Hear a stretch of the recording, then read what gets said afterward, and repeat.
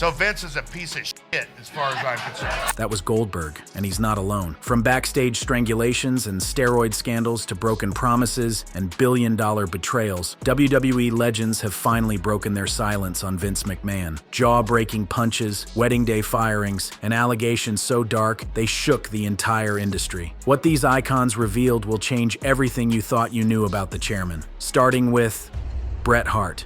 When you talk about professional wrestling royalty, when you speak of technical excellence personified, when you invoke the very spirit of what it means to be the best there is, the best there was, and the best there ever will be, you're talking about Bret the Hitman Hart. But behind that pink and black excellence lies a story of betrayal so profound, so devastating, that it would forever change not just one man's life, but the entire landscape of professional wrestling itself. The Montreal screwjob of 1997 stands as perhaps the most infamous moment in wrestling history, a night when Vince McMahon orchestrated what can only be described as a professional assassination. Picture this: Bret Hart, the reigning WWF champion, a multi-time title holder and Canadian national hero, found himself locked in contract disputes that McMahon simply couldn't afford. With WCW's Nitro breathing down WWE's neck and money hemorrhaging from every corporate orifice, McMahon made promises he never intended to keep. Hart had reasonable creative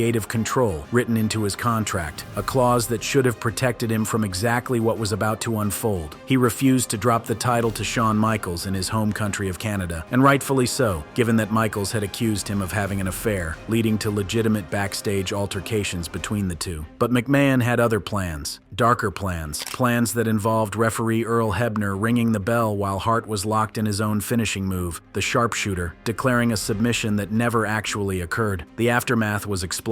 Hart spat directly in McMahon's face on live television before finding him backstage and delivering what he would later call the greatest punch I ever threw, a punch that broke McMahon's jaw and echoed through the corridors of wrestling history. I think in the end, Triple H and all them, Vince and them squeezed me out and pushed me out of the company, and I was like, okay. Years later, amidst McMahon's mounting scandals in 2024, Hart would pull no punches in his assessment, calling McMahon a predator who used the wrestling industry for evil. The man who once admired his boss now harbors what he describes as absolutely zero respect for someone he considers nothing more than a weirdo. But Bret Hart's story of betrayal, as devastating as it remains, pales in comparison to the accusations leveled by another warrior who battled McMahon both inside and outside the ring. Ultimate Warrior. If Bret Hart represents the surgical precision of professional wrestling, then the Ultimate Warrior embodied its primal, explosive chaos. Jim Hellwig, who would legally change his name to simply Warrior, burned brighter than almost anyone in WWF history, and like all things that burn too bright, his relationship with Vince McMahon eventually went up in flames. The trouble began at SummerSlam 1991, when Warrior made a demand that would set the tone for years of conflict. He wanted $550,000, matching what Hulk Hogan received, or he simply wouldn't show up. McMahon, backed into a corner with his main event on the line, capitulated, but revenge would be swift. Immediately following the event, Warrior found himself suspended and then fired, with McMahon labeling his demands as nothing short of extortion. But it was during the 1992 federal steroid trial that the relationship truly descended into warfare. Warrior had admitted to importing human growth hormone, and McMahon used this admission as justification for yet another termination. The timing was convenient, of course. McMahon himself was facing federal charges, and having a scapegoat never hurt anyone's legal defense. I mean, even the doctors on the record, Pasquale at the time, saying that our levels were not indicative that we were using steroids or doing drugs at the time and stuff. But that didn't matter to Vince. Vince was going to do what he wanted to do at the time. He made up his own stories. According to Warrior, the medical evidence simply didn't support McMahon's claims. Doctors had gone on record stating that their hormone levels weren't indicative of steroid or drug use at the time. But facts meant nothing when Vince McMahon had already written his narrative. This was a man who made up his own stories, who bent reality to suit his purposes, who used his wrestlers as pawns in a game only he understood. understood the rules too. The lawsuits flew fast and furious. Warrior sued for $5.8 million in wrongful dismissal and fought tooth and nail for the intellectual property rights to his own character, a fight he would eventually win. When WWE released their 2005 documentary, The Self-Destruction of the Ultimate Warrior, labeling him subpar with testimony from Hulk Hogan himself, Warrior fired back with yet another lawsuit. Their reconciliation in 2014, when Warrior finally entered the Hall of Fame, seemed to close this chapter, but fate had other plans. Days after his induction, Warrior passed away, leaving behind a legacy of conflict that would never truly be resolved. And speaking of warriors who felt their worth was constantly undermined, few have been as vocal about McMahon's financial manipulation as the man they call Big Papa Pump, Scott Steiner. Scott Steiner arrived in WWE in 2002 as one of the hottest free agents in wrestling history. The man had reinvented himself in WCW, transforming from a technical tag team specialist into a walking mountain of muscle and mayhem known as Big Papa Pump. General managers Eric Bischoff and Stephanie McMahon fought over his services like dogs over a bone, and his main event push against Triple H for the World Heavyweight title seemed destined for greatness. Then reality intervened. The matches were disasters. Botched affairs plagued by injuries and poor chemistry that left audiences scratching their heads rather than pumping their fists. But according to Steiner, the failure wasn't his alone to bear. He accused McMahon of deliberately burying him to protect his golden boy Triple H, calling the entire WWE system a political mess where merit meant nothing and connections meant everything. His opinion of the McMahon family remained colorful, to say the least. In various shoot interviews, Steiner would call Stephanie McMahon names that cannot be repeated in polite company, directing his venom at the entire dynasty that he felt had promised him the world and delivered nothing but disappointment. What was your first meeting with Vince McMahon like? Oh, he said we would make more money than we ever did in the wrestling business. And I guess he didn't follow through on that promise. No, shit. All his money was going to paying the lawyers, keep him out of jail, So first time he wasn't paying us, so we left after 10 months and signed a pretty good deal with Japan, The pattern was clear to anyone willing to see it. Vince McMahon made promises with the ease of breathing, grand declarations of wealth and success that evaporated the moment ink hit paper. Steiner and his brother Rick had experienced this firsthand during their earlier WWF stint, when all that promised money mysteriously vanished into the black hole of McMahon's legal defense fund during the steroid trials. Brother Rick Steiner would later reveal that McMahon had made broken promises regarding tag team pushes as well, leading to heated backstage encounters that never made it to television. The Steiners left after just 10 months, signing with Japan because at least there, a deal meant something. Even commentators debated whether McMahon was justified in burying Steiner for being injury-prone and stiff in the ring. But that debate misses the point entirely. When you promise someone more money than they've ever made in their lives, when you sell them a dream of main event glory, and when you deliver nothing but mid-card purgatory and finger-pointing, you've earned every ounce of bitterness that comes your way. But Scott Steiner's broken promises seem almost quaint compared to the physical violence that erupted when another disgruntled star took matters into his own hands. Nailz.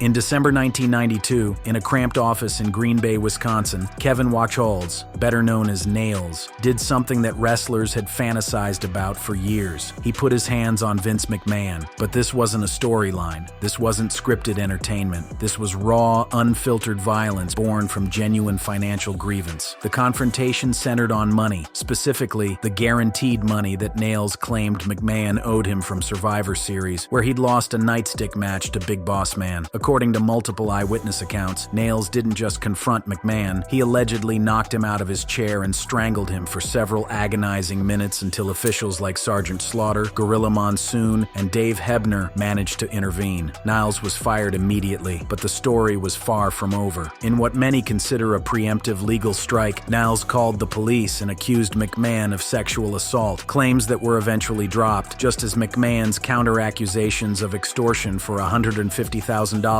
were dismissed. The whole sordid affair left everyone involved covered in mud. Marty Jannetty, never one to mince words, claimed that Nailz choked out McMahon so severely that his face turned purple. The berserker, John Nord, recalled Nailz screaming about unpaid wages for a full 15 minutes before finally snapping and turning words into action. Bret Hart witnessed the aftermath, noting that McMahon appeared genuinely shaken by the encounter. 2 years later, Nailz would find himself on the witness stand during McMahon's federal steroid trial, trial, alleging that McMahon had pressured him to use steroids to get bigger. But his testimony crumbled under cross-examination when he admitted, quite plainly, that he hated Vince McMahon, an admission that painted him as a biased witness with an axe to grind. In 2023 interviews, Nailz claimed that prosecutors had forced him to testify via subpoena after he initially refused, suggesting the entire courtroom drama was orchestrated manipulation rather than justice. The assault itself, Nailz maintained, was self-defense. McMahon owed him money. McMahon squashed talents, and when pushed to his breaking point, Nailz grabbed him by the throat and threw him down. Was it professional? Absolutely not. Was it understandable? Given everything we've learned about McMahon's business practices, perhaps more than we'd like to admit, and if physical violence represents one extreme of the anti-McMahon spectrum, then the living legend we're about to discuss represents decades of principled opposition.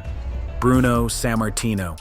Bruno Sammartino wasn't just a wrestler, he was wrestling itself, the living embodiment of everything the sport represented before Vince McMahon Jr. got his hands on it. Under Vince Sr., Sammartino had held the WWF Championship for a combined 11 years, drawing sold-out crowds at Madison Square Garden with a regularity that modern wrestlers can only dream about. But when the son took over from the father, everything changed. McMahon Jr. brought steroids. He brought vulgarity. He brought a product that Sammartino found morally reprehensible on every conceivable level. And Bruno, being Bruno, refused to stay silent about it. The breaking point came in 1992 on The Phil Donahue Show, where Sammartino appeared alongside Dave Meltzer and Bob Orton to publicly denounce WWE's drug culture. He called the wrestlers druggies and accused McMahon of running sham drug testing programs designed to create the illusion of compliance while allowing steroid abuse to flourish unchecked. Later, on Larry King Live, Sammartino and McMahon would engage in a heated debate about drug and pedophile scandals, with Bruno pointing the finger directly at his former employer for degrading everything wrestling had once stood for. McMahon's response? Blackballing. For 25 years, Bruno Sammartino was persona non grata in WWE. He was erased from history, denied the Hall of Fame induction he so richly deserved, and forced to watch from the sidelines as McMahon's steroid crap replaced the basics that Bruno had built his legendary career upon. Gene Okerlund, the legendary announcer, confirmed that Bruno's hatred for McMahon's new direction was genuine and profound. This wasn't about ego or money. This was about principle, about watching something you love be corrupted into something unrecognizable. The reconciliation eventually came in 2013 when McMahon reportedly made significant changes and Bruno finally accepted his Hall of Fame induction. But those 25 years of exile tell their own story. When a man as accomplished as Bruno Sammartino calls you a dirtbag and refuses to be associated with your product for a quarter century, that's not a disagreement. That's a damning indictment. And if Bruno represents the old guard's moral opposition to McMahon's methods, our next legend represents something entirely different: the crushing weight of unfulfilled creative potential.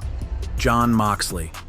Dean Ambrose was everything WWE wanted in a superstar. Charismatic, versatile, physically gifted, and willing to do whatever the company asked of him. He won championships, headlined pay-per-views, and became one-third of The Shield, arguably the most successful faction of the modern era. But behind the scenes, Dean Ambrose was dying inside, and the man holding the knife was Vince McMahon. In an explosive 2019 podcast appearance, Jon Moxley, as he would come to be known after leaving WWE, pulled back the curtain on a creative environment that can only be described as toxic chaos. He called McMahon a madman whose last-minute script changes had made him hate his job, pushing him to the brink of mental collapse. The spontaneity and raw energy that fans loved about Dean Ambrose, that was Moxley fighting against a system designed to squeeze every ounce of authenticity out of its performers. The stupid storylines piled up endlessly. Moxley was forced to deliver promos about sensitive topics like cancer that made his skin crawl. His creative input was ignored, his concerns dismissed,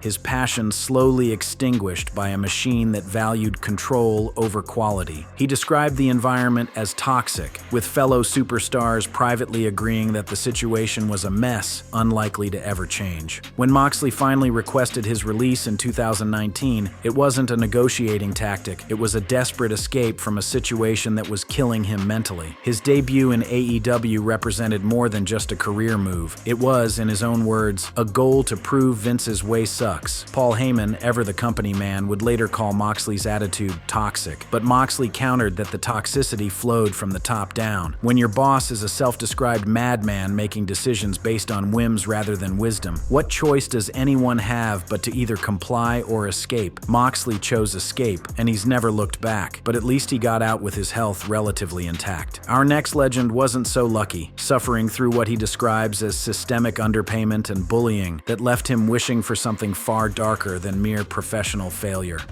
Ryback.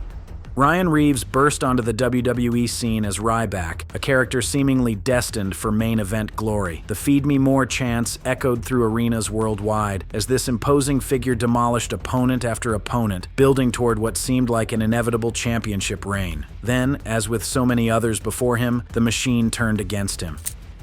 This is what he said. Vince McMahon, like most promoters, has an insatiable urge to have control. He had no control watching his mom get beat up as a child, which is a horrendous thing for a kid to witness, as their whore mom tries to make ends meet.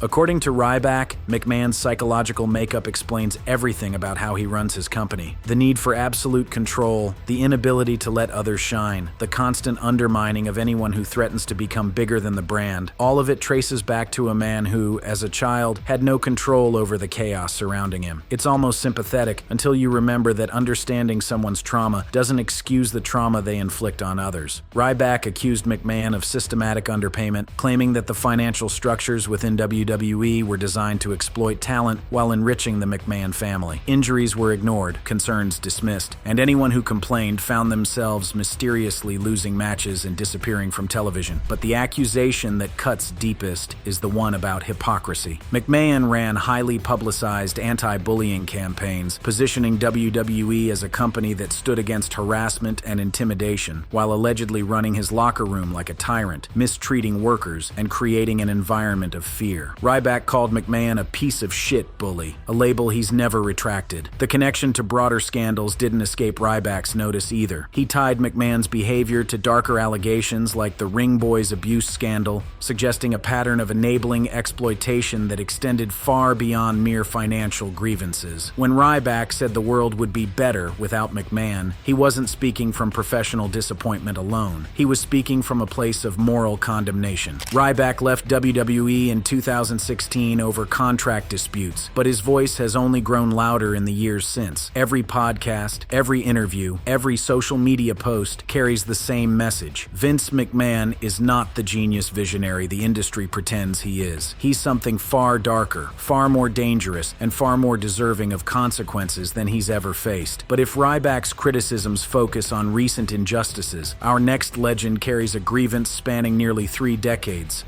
CM Punk.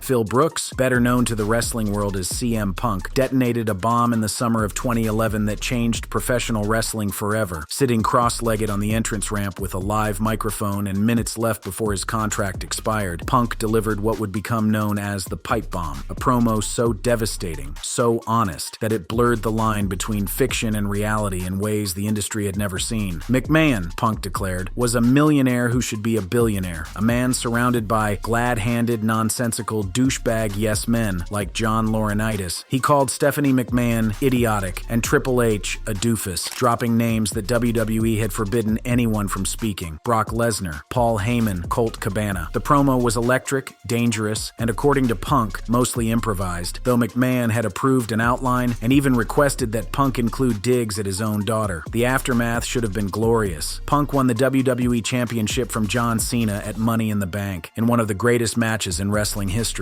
But behind the scenes, the same old patterns emerged. McMahon micromanaged everything, ignored Punk's creative input, and allowed part-time performers to headline WrestleMania, while Punk, the supposed best in the world, languished in the undercard. By 2014, Punk had had enough. He walked out before Raw, telling McMahon and Triple H that he was going home due to health issues and burnout. A staph infection had been misdiagnosed by WWE's medical staff, leaving Punk wrestling with a potentially life-threatening condition, while the the company demanded he keep performing. The negligence was criminal, and Punk knew it. McMahon's response was petty beyond measure. He fired Punk on his wedding day, sending termination papers via FedEx in what Punk described as a calculated act of cruelty. The man who had hugged Punk during his walkout, crying and saying, "Your family," had shown his true colors. The lawsuits followed, the podcasts exposed more ugly truths, and Punk's departure inspired a generation of wrestlers to question whether McMahon's way was truly the only way. When Punk finally returned to WWE in 2023, notably under Triple H's leadership, not McMahon's, it confirmed what everyone suspected. McMahon had been the obstacle all along. And speaking of obstacles to happiness, few wrestlers have experienced McMahon's broken promises quite as bitterly as the man who was next. Goldberg.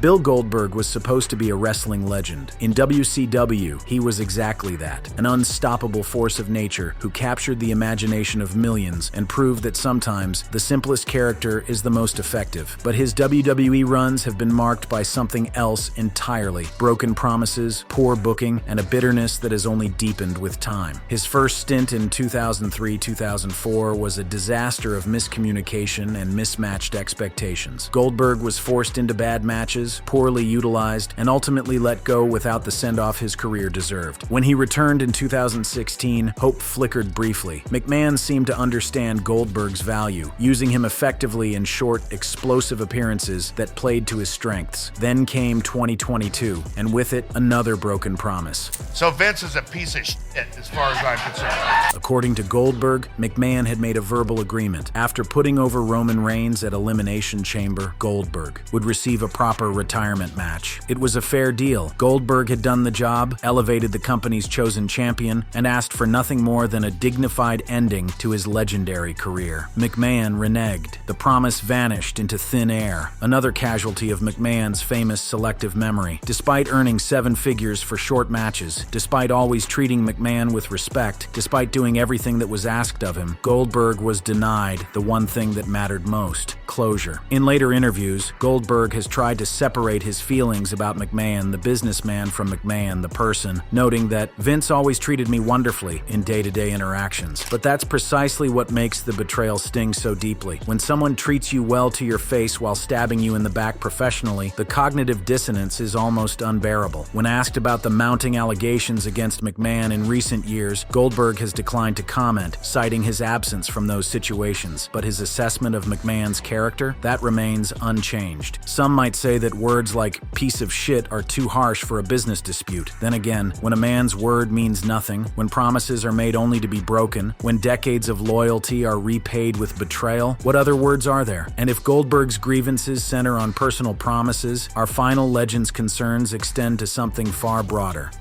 Matt Hardy.